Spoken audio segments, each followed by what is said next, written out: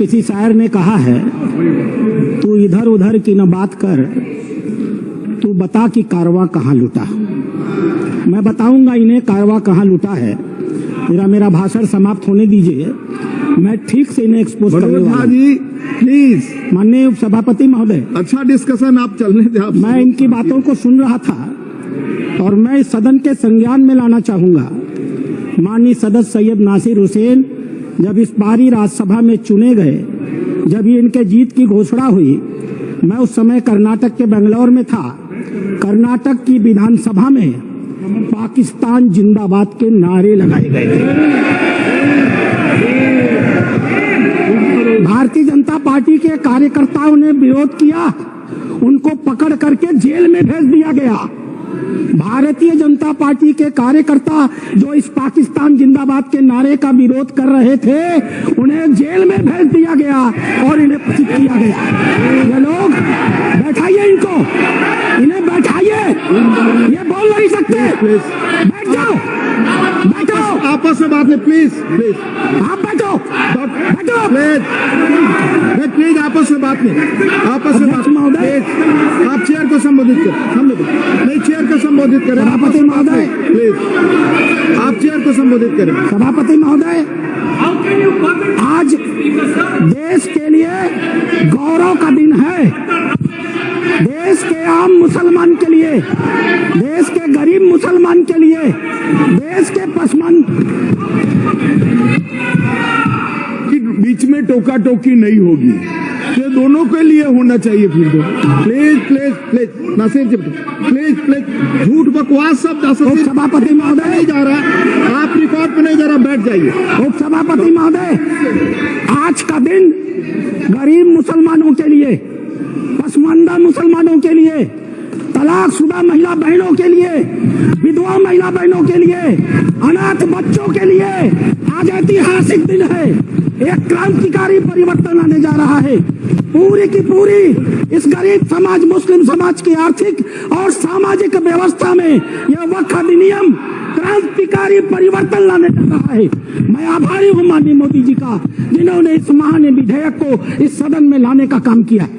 अध्यक्ष महोदय, हम हिंदू हैं, हम लगातार अपने समाज में परिवर्तन की बात करते हैं। हमने लगातार अपनी समाज की बुराइयों के विरुद्ध संघर्ष किया है। इतिहास पर गवाह है, हमारे यहाँ सती प्रथा होती थी, हमने सती प्रथा निषेध अधिनियम लाया। हमारे यहाँ बाल विवाह होता था, हमने बाल विवाह निषेध अधिनियम लाए।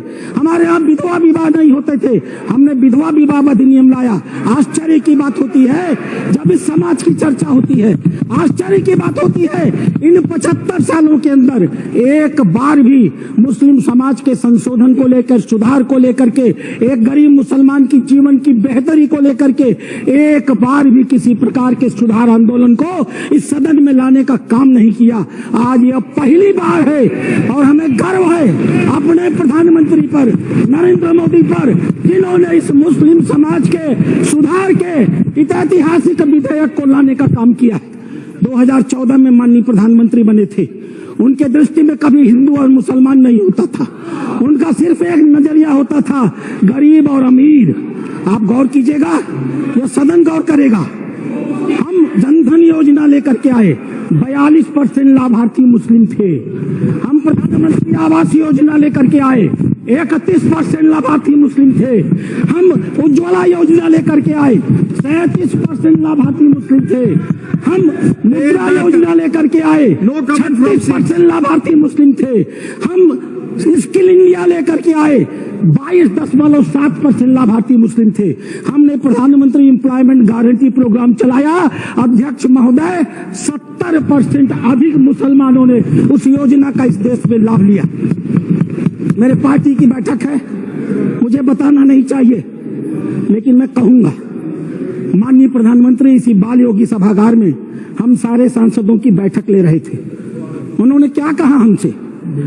उन्होंने कहा, लोग कहते हैं कि मुसलमान भाजपा को वोट नहीं देते, आपको याद होगा मित्रों? बिल्कुल याद। उन्होंने कहा नहीं, ये गलत है, देते हैं। और अगर मान लिया जाए कि नहीं देते हैं तो इसका मतलब क्या है?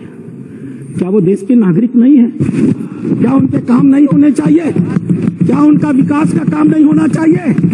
हम सारे सांसदों को उन्होंने मीटिंग में कहा, अपने काम को करते समय कभी हिंदू और मुसलमान न करना, विकास की धारा सारे समाज पर समान रूप से पहुंचाने की बात कही। उन्होंने दूसरी बात कही, मैं पूरे देश को 2047 में विकसित भारत का सपना दिखाता हूं।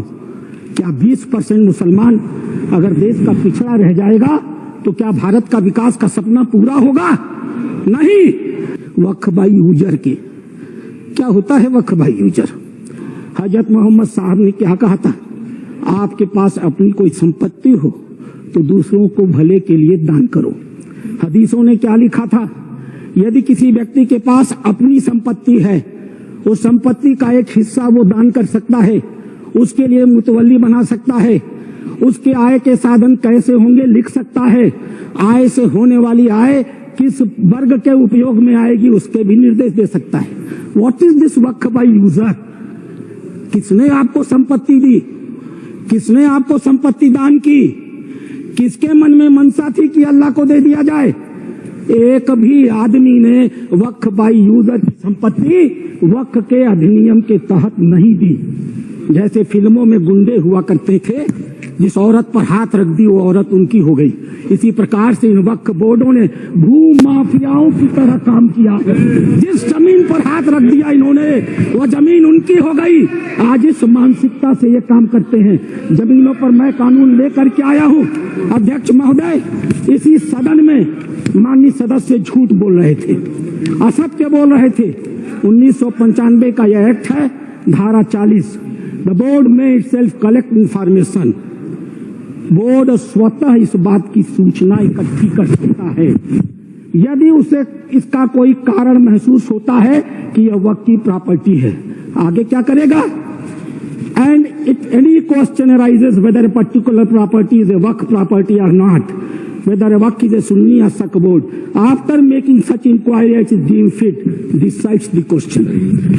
संपत्ति पर हाथ रख दो, किसी भी संपत्ति को वक्फ बोर्ड की संपत्ति कह दो और वक्फ बोर्ड खुद ही तय कर लेगा कि वो संपत्ति वक्फ की है कि नहीं है। और जिस बेचारे की संपत्ति ले ली जाएगी इसको पता नहीं चलेगा। और अगला वाक्य क्या है? The decision of the board on the question under section 1 shall, unless revoked by tribunal, shall be final. Tribunal ने अगर उस निर्णय को बदला नहीं तो वह डिसीजन फाइनल होगा।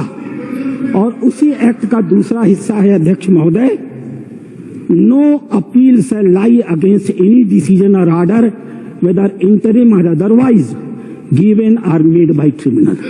ट्रिब्यूनल के द्वारा कोई भी आदेश जो दिया गया होगा उसके खिलाफ किसी प्रकार की अपील नहीं होगी।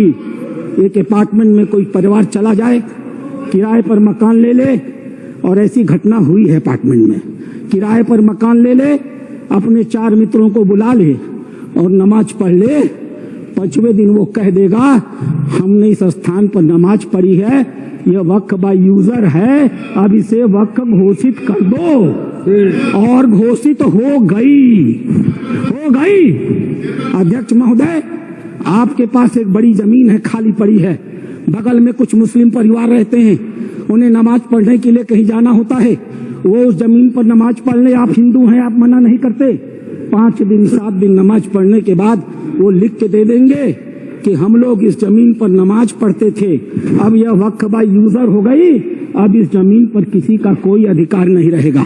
माननीय संसदीय कार्य मंत्री उल्लेख कर रहे थे उस घटना का, तमिलनाडु की घटना का उल्लेख कर रहे थे। क्या हुआ तमिलनाडु में? एक रामचंद्रन नाम का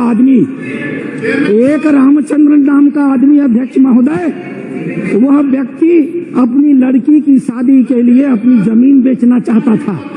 वह जमीन बेचने के लिए जब रजिस्ट्रार के घर गया, ऑफिस में गया, तो पता चला कि वह जमीन उसके नाम पर ही नहीं है, वह जमीन वक्फ को दे दी गई।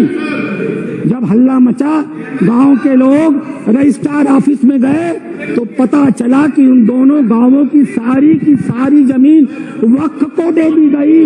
1500 साल पुराना मंदिर भी वक्फ के हवाले कर दिया गया। यह होता है इन लोगों का वक्फ बाय यूजर, अध्यक्ष महोदय। और आश्चर्य होता है, मैंने इन्हें बैठाया जाए अध्यक्ष महोदय। आश्चर्य होता है, मैं भी जेपीसी का मेंबर हूँ, ये भी जेपीसी के मेंबर है, ये गवाह है इस बात के।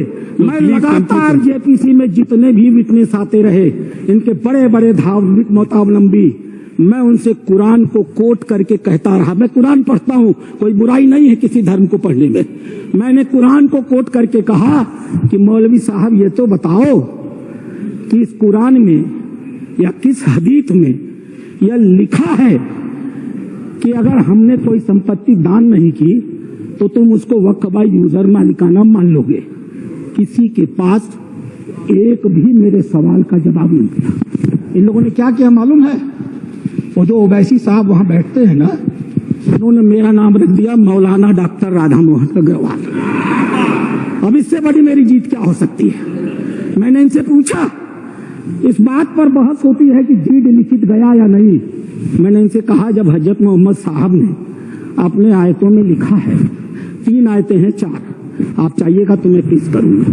4 आयतें हैं जहाँ हजरत मोहम्मद साहब कहते हैं एक भी पैसा अगर किसी को दो तो उसको लिखो, उसका उदाहरण दो, उसका विटनेस बनाओ, ताकि ताकीद रहे कि कल तुम्हारे देने को कोई चुनौती न दे पाए।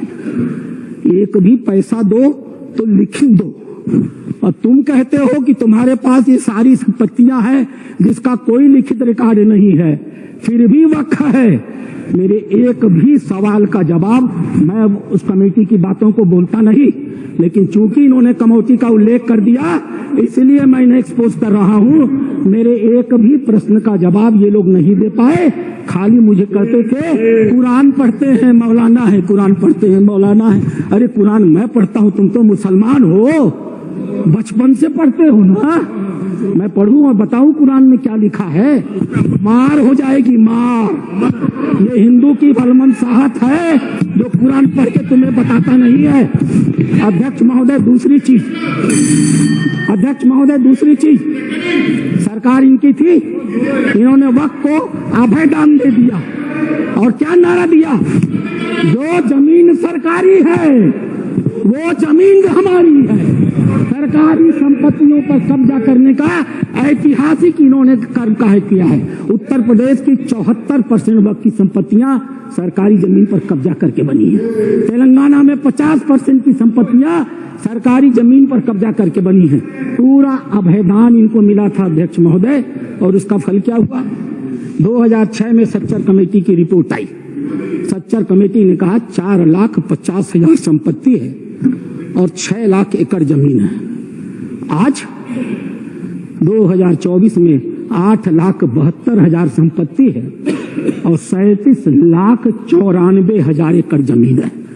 2006 से 2023 6 लाख एकड़ से बढ़ करके 37,94,000 एकड़ जमीन इनकी हो गई।